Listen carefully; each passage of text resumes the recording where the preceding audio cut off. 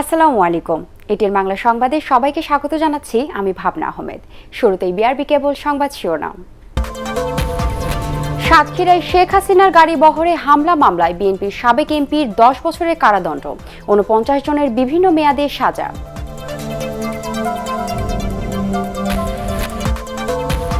এলাকাভিত্তিক ফসল উৎপাদনে গবেষণা বাড়ানোর তাগিদ প্রধানমন্ত্রীর। 100টি কৃষি প্রযুক্তি প্রকাশনা অ্যাটলাস বইয়ের মোড়ক উন্মোচন।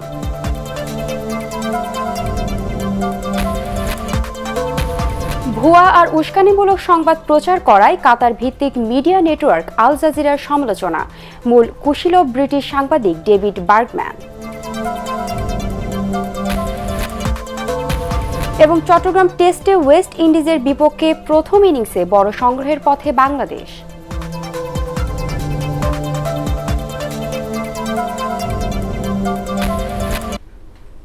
শুনছিলেন বিআরবি কেবল সংবাদ শিরোনাম।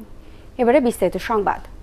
সাতক্ষীরার কলারোয়ার শেখ হাসিনার গাড়িবহরে হামলার মামলায় বিএনপির সাবেক সংসদ সদস্য হাবিবুল ইসলাম হাবিব সহ 3 জনের 10 বছর করে কারাদণ্ড দিয়েছে আদালত। বাকি 47 আসামির সাজা হয়েছে বিভিন্ন মেয়াদে।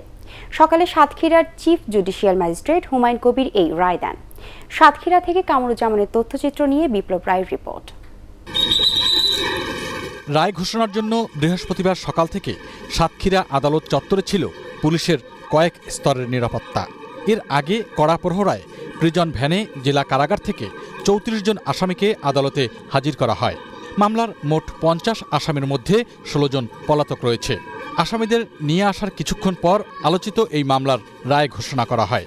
অপরাধ বিবেচনায় আসামিদের আরও সাজা হতে পারত বলে মনে করছেন রাষ্ট্রপক্ষের আইনজীবী। এই রায়ের মাধ্যমে ন্যায় বিচার কায়েম হইল, তবে ডিটেইলস দেখার পরে আমরা চিন্তা করব যে এই রায়ের বিরুদ্ধে কিছু করার আছে কিনা। রায়ের বিরুদ্ধে আপিল করা হবে বলে জানিয়েছেন আসামি পক্ষের আইনজীবীরা। এই রায় এবং দণ্ডাদেশের বিরুদ্ধে আমরা আইনগতভাবে এইটারে মোকাবেলা করব, যে কারণে প্রথমে আমরা জুরিডিকশন সম্পন্ন অ্যাপিলেট কোর্ট সাতক্ষীরার বিজ্ঞ জেলা ও দায়রা জজ আদালতে আমরা আপিল ফাইল করব।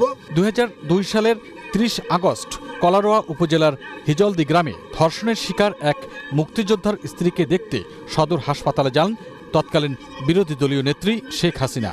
সেখান থেকে মাগুরায় ফেরার পথে কলারোয়া বিএনপি অফিসের সামনে হামলা হয় তার গাড়িবহরে। এতে শেখ হাসিনা সহ কমপক্ষে 12 জন আহত হন। এই ঘটনায় সাবেক এমপি হাবিবুল ইসলাম হাবিব সহ 50 জনের বিরুদ্ধে মামলা করা হয়। বিপ্লব রায়, এটিএন বাংলা। এলাকাভিত্তিক ফসল উৎপাদনে আরও গবেষণার পরামর্শ দিয়েছেন প্রধানমন্ত্রী শেখ হাসিনা। পুষ্টিগুণ সম্পন্ন ফসল উৎপাদনের পাশাপাশি স্থানীয় চাহিদা মিটিয়ে কৃষি পণ্য রপ্তানির নির্দেশ দেন তিনি। কৃষি গবেষণা কাউন্সিলের 100টি কৃষি প্রযুক্তি প্রকাশনা অ্যাটলাস বইয়ের মোড়ক উন্মোচন অনুষ্ঠানে প্রধানমন্ত্রী আরও বলেন, দুর্যোগ সহনীয় পণ্য উৎপাদন বাড়াতে হবে। গবেষকদের প্রণোদনা দিতে প্রয়োজনীয় পরিকল্পনা গ্রহণের ও নির্দেশ দেন তিনি। বিস্তারিত শারফুল আলমের রিপোর্টে। কৃষি নির্ভর বাংলাদেশের অর্থনীতি। আধুনিক উপায়ে প্রযুক্তি নির্ভর চাষাবাদ ও পণ্য উৎপাদনে চলছে নানামুখী গবেষণা। এবার মুজিব শতবর্ষ উপলক্ষে কৃষি প্রযুক্তি বিষয়ক বই অ্যাটলাস প্রকাশ করা হয়। গণভবন থেকে ভার্চুয়ালি যুক্ত হয়ে প্রধানমন্ত্রী শেখ হাসিনা বইটির মোড়ক উন্মোচন করেন।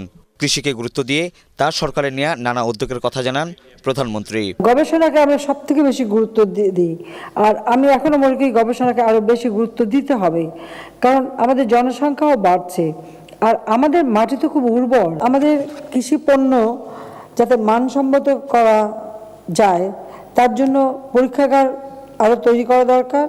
সেই সাথে আমাদের অঞ্চল ভিত্তিক পরীক্ষাগার নির্মাণ প্রয়োজন।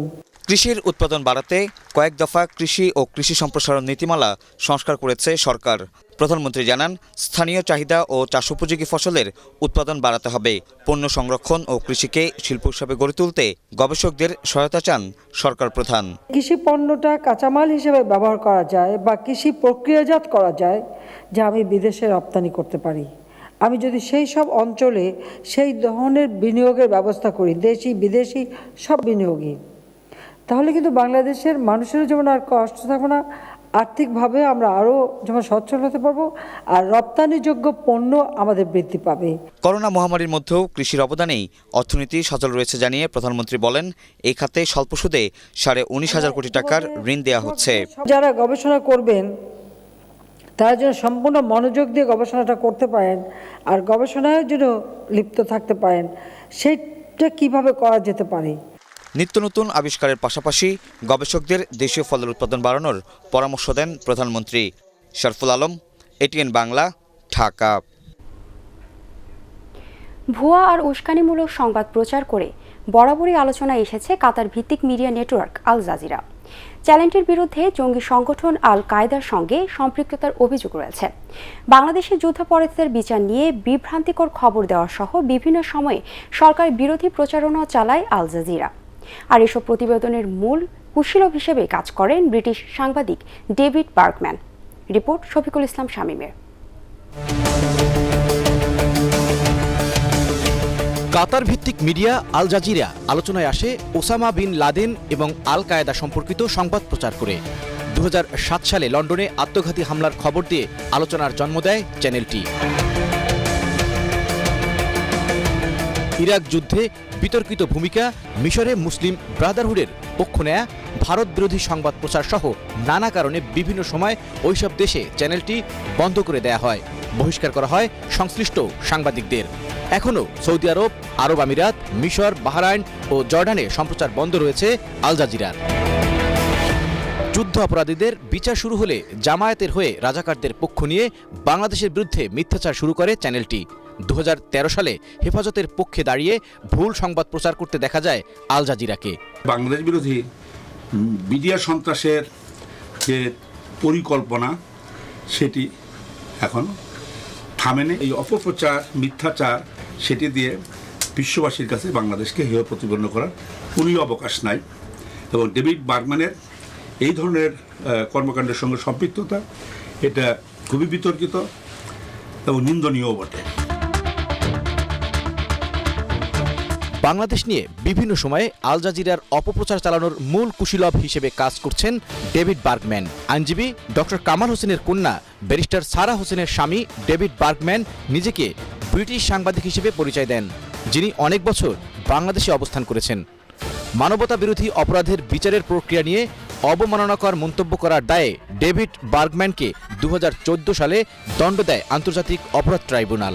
ট্রাইব্যুনালে তার আদালত অবমাননার অভিযোগ উত্থাপিত হয়। নাতিদীর্ঘ কয়েকদিন ব্যাপী সে শুনানিও হয়। সেই শুনানির পর তাকে আন্তর্জাতিক অপরাধ ট্রাইব্যুনাল 2 তাকে দোষী সাব্যস্ত করে এবং জরিমানা করে। পরবর্তী পর্যায়ে ডেভিড বার্গম্যান আপিল বিভাগে আপিল করে পরবর্তী পর্যায়ে সে ক্ষমা চেয়ে সেখান থেকে রক্ষা পায়। অভিযোগ রয়েছে এরপর থেকে ডেভিড বার্গম্যান বর্তমান সরকার এবং বাংলাদেশের বিরুদ্ধে বিভিন্ন সময়ে অপপ্রচার চালাচ্ছেন। শফিকুল ইসলাম শামীম, এটিএন বাংলা, ঢাকা। দেশে তৈরি বঙ্গভ্যাক্স সবচেয়ে নিরাপদ করোনা ভ্যাকসিন হবে বলে জানিয়েছেন ভ্যাকসিনটির আবিষ্কারক কাকন নাগ। এ সময় সমালোচকদের কথায় কান না দিয়ে করোনা ভ্যাকসিন নিতে দেশের মানুষের মধ্যে ব্যাপক আগ্রহ লক্ষ্য করা যাচ্ছে বলে মন্তব্য করেন তথ্যমন্ত্রী ডক্টর হাসান মাহমুদ। বাংলাদেশি 2 বিজ্ঞানীর আবিষ্কার বঙ্গভ্যাক্স ভ্যাকসিনটি দ্বিতীয়বার নিতে হবে না বলেও জানান তথ্যমন্ত্রী। সচিবালয়ের তথ্য মন্ত্রণালয়ের সভাকক্ষে করোনা ভ্যাকসিন বঙ্গভ্যাক্সের আবিষ্কারক বাংলাদেশি বিজ্ঞানী কাকন নাগ ও নাজনীন সুলতানার সাথে শুভেচ্ছা বৈঠক শেষে তিনি এসব কথা বলেন। বিতর্কিত করতেই নির্বাচন কমিশনের বিরুদ্ধে দুর্নীতির অভিযোগ তোলা হচ্ছে বলে দাবি করেছেন নির্বাচন কমিশনার কবিতা খানম। ইসি সচিবালয়ে সাংবাদিকদের সাথে আলাপকালে তিনি বলেন, স্বচ্ছতার সাথেই কাজ করছে কমিশন। পৌরসভা নির্বাচন পর্যবেক্ষণ করে সামনের ইউনিয়ন পরিষদ নির্বাচনে সহিংসতা কমাতে কঠোর ব্যবস্থা নেওয়া হবে বলেও জানান তিনি। স্থানীয় নির্বাচনগুলো প্রতিদ্বন্দ্বিতাপূর্ণ হচ্ছে বলেও মনে করেন কবিতা খানম।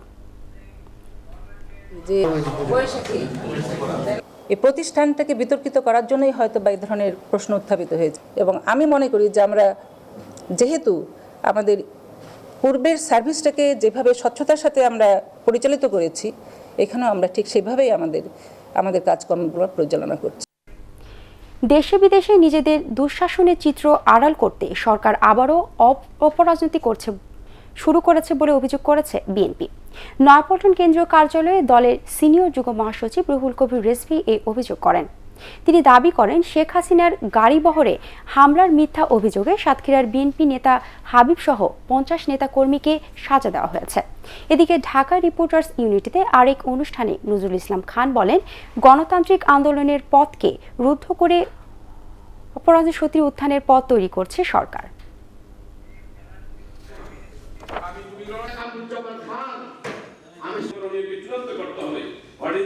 দেশের বর্তমান পরিস্থিতি নিয়ে নানা জল্পনা কল্পনা এড়াতেই সাজানো আদালতকে দিয়ে হাবিবুল ইসলাম হাবিব সহ বিএনপির নেতৃবৃন্দকে আদালতের মাধ্যমে সাজা দিলেন।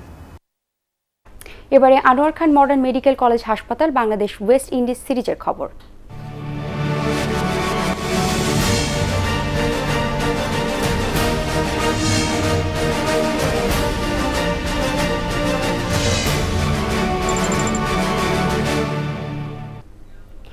মেহেদী হাসান মিরাজের ক্যারিয়ারের প্রথম টেস্টে সেঞ্চুরিতে চট্টগ্রাম টেস্টের দ্বিতীয় দিনে ওয়েস্ট ইন্ডিজের বিপক্ষে প্রথম ইনিংসে বাংলাদেশের সংগ্রহ 430 রান।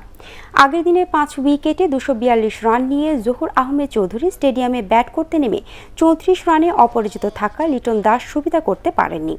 এরপর মিরাজকে নিয়ে সপ্তম উইকেটে দলের স্কোরে 67 রান যোগ করেন সাকিব আল হাসান। ক্যারিয়ার 25তম টেস্ট 50 দল করে দলীয় 315 রানে সাজঘরে ফেরার আগে সাকিবের সংগ্রহ 68 রান। লাঞ্চ বিরতির পর ক্যারিয়ারের তৃতীয় 50 পূরণ করেন মেহেদী হাসান মিরাজ। দলের স্কোর সমৃদ্ধ করতে তাইজুলকে নিয়ে অষ্টম উইকেটে তিনি যোগ করেন 44 রান। মিরাজের ক্যারিয়ার প্রথম সেঞ্চুরিতে ক্যারিয়ার উইনদের বিপক্ষে বড় স্কোর করছে টাইগাররা। 8 নম্বরে ব্যাট করতে নেমে চতুর্থ বাংলাদেশি হিসেবে টেস্ট সেঞ্চুরি করলেন মিরাজ। 103 রানে মিরাজ অপরাজিত থাকেন। এবার শেয়ার বাজারের খবর।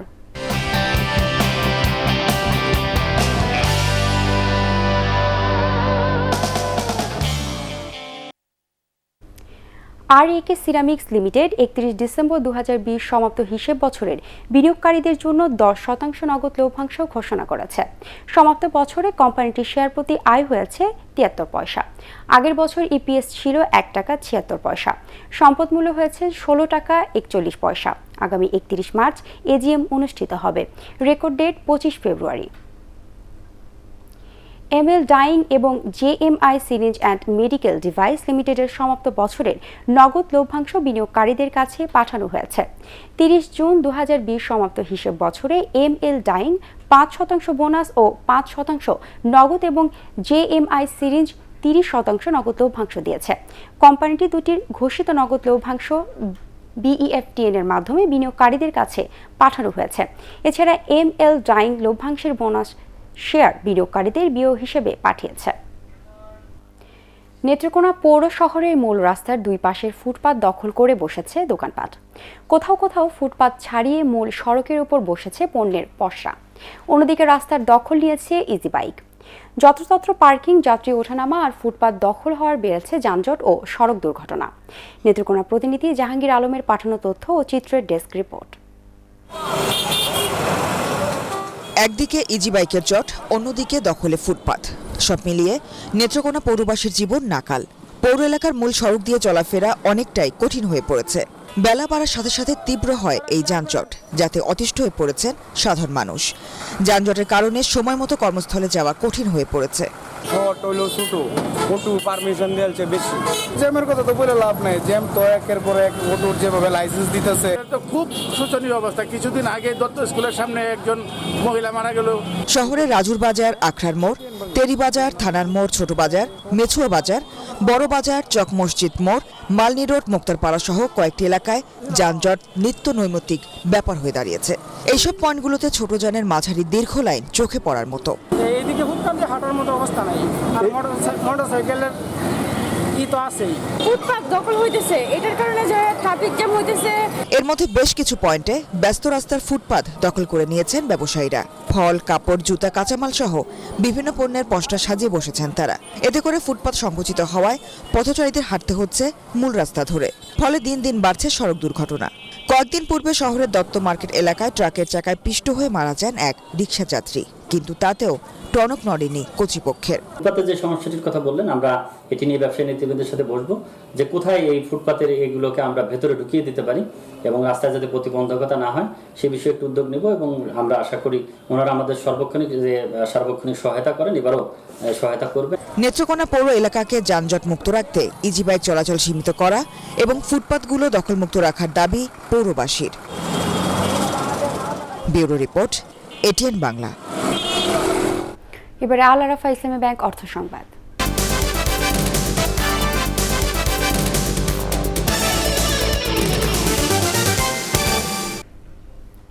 মৌলভীবাজারে শ্রীমঙ্গলে দেশের দ্বিতীয় চা নিলাম কেন্দ্রে শুরু হয়েছে 17তম নিলাম কার্যক্রম। বুধবার শ্রীমঙ্গল মৌলভীবাজার সড়কের একটি ভবনে চা নিলাম কেন্দ্রে বিভিন্ন চা বাগানে 60,000 কেজি চা পাতা কেনাবেচা হয়, যার বিক্রয় মূল্য আনুমানিক 1.5 কোটি টাকা বলে জানান নিলাম পরিচালনাকারী কর্মকর্তারা। এছাড়া গতকালের নিলামের প্রধান আকর্ষণ ছিল দেশে প্রথম আবিষ্কৃত হোয়াইট টি বেচাকেনা, যা 5,500 টাকা কেজি দরে বিক্রি হয়। চলতি মাসে আরও 3টি নিলাম অনুষ্ঠিত হবে জানিয়েছেন আয়োজকরা। এবারে আন্তর্জাতিক সংবাদ।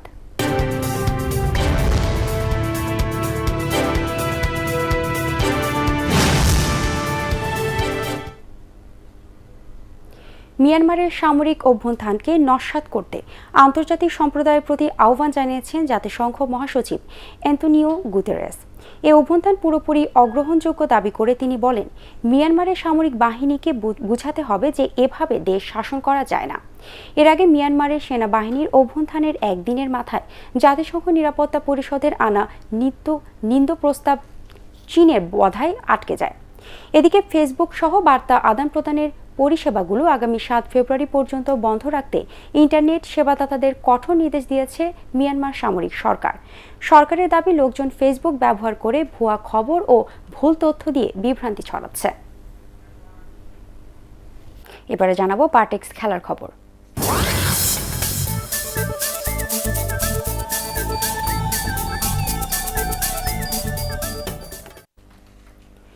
রুদ্ধশ্বাস লড়াইয়ে গ্রানাডাকে 5-3 গোলে হারিয়ে কোপা ডেল রের সেমিফাইনালে উঠল বার্সেলোনা। গ্রানাডার মাঠে নির্ধারিত সময়ের খেলা 2-2 সমতায় শেষ হওয়ার পর অতিরিক্ত সময়ে জয় পায় রোনাল্ড কোম্যানের দল। কেনেডি ও সলদাদোর গোলে খেলার 47 মিনিটে এগিয়ে যাওয়া গ্রানাডা দেখছিল দারুণ এক জয়ের স্বপ্ন। শেষ দিকে 5 মিনিটের ব্যবধানে আতোয়ান গ্রিজম্যান ও জর্ডি আলভার গোলে সমতা ফেরায় বার্সেলোনা। অতিরিক্ত সময়ে গ্রিজম্যান কাতালানদের এগিয়ে নেওয়ার পর সমতা ফেরান ফেদে ফিকো। পরে ফ্রেঙ্কি ডি ইয়ং ও আলবার গোলে জয় পায় সফরকারীরা।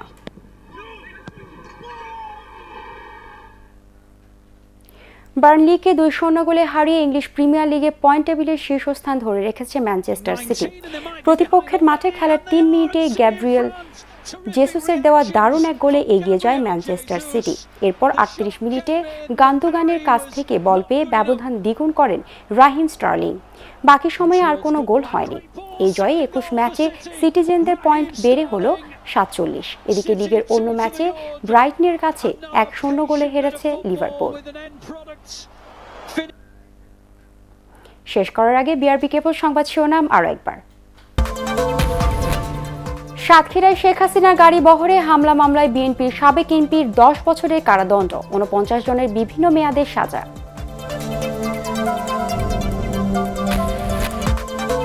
এলাকাভিত্তিক ফসল উৎপাদনে গবেষণা বাড়ানোর তাগিদ প্রধানমন্ত্রী। 100টি কৃষি প্রযুক্তি প্রকাশনা অ্যাটলাস বইয়ের মোড়ক উন্মোচন।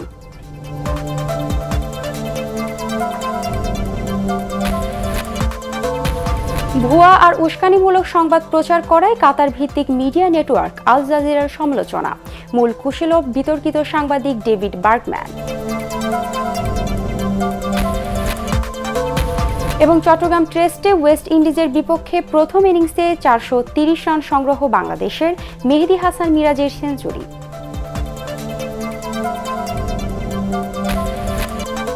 দর্শক, পরবর্তী সংবাদ দেখার আমন্ত্রণ জানিয়ে এখনকার মতো শেষ করছি। করোনা ভাইরাস থেকে নিজেকে সুরক্ষিত রাখতে মাস্ক পরুন এবং বারবার হাত পরিষ্কার করুন।